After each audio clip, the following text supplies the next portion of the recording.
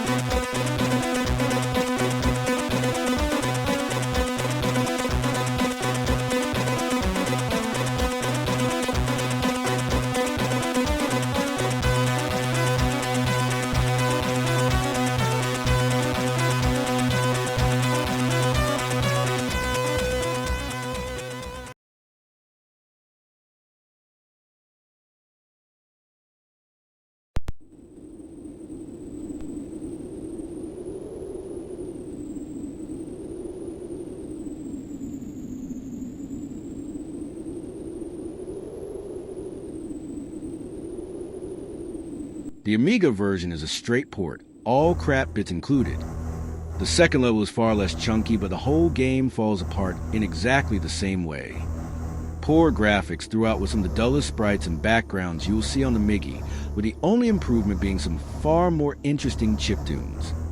But a poor 8-bit game is always going to be an even worse 16-bit one, and this is no exception. Awful, lazy cash grab that gets the same burn it with fire recommendation. Thumbs down.